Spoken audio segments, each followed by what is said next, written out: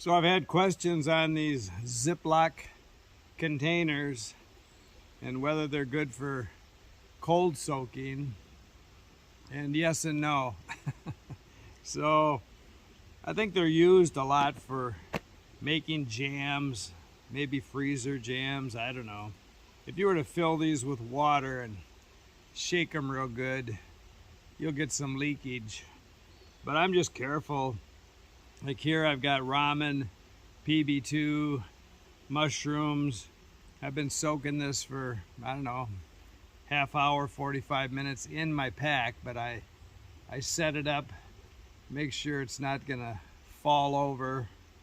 If I'm really worried about it, I've got a gallon Ziploc bag that I can put this whole thing into, but usually I'm using it for cold soaking wraps.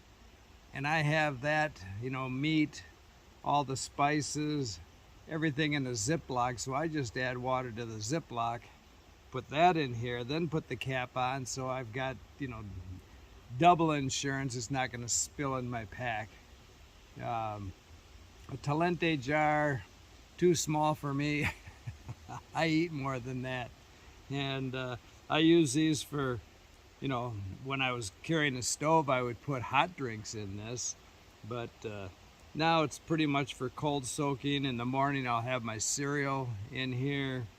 Again, they nest together, so I've always used them. I enjoy them. Working on the logistics for the Colorado Trail, I'm reading a lot of Facebook posts, watching YouTubes, Instagram, and I see a lot of people have questions. Maybe they've never done a thru hike, maybe they've not hiked a lot. They're apprehensive about bears. When I did the Continental Divide Trail through Colorado, I may have seen one black bear, but I'm not even sure of that. It's kind of overblown. I say that knowing that last week a guy in Prescott, Arizona was killed in his backyard having cocktails by a black bear, but that's usually not their personality.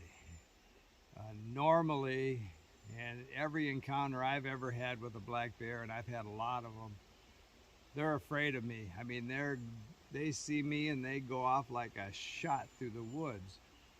So I've said I don't really hang my food much when I'm not in grizzly country, but I would change that habit if I knew I was in an area that bears have been rewarded. So, oftentimes when a bear is bold, it's because people have left food around. I mean, I'm sitting here by the river, probably paddlers, backpackers, bikers.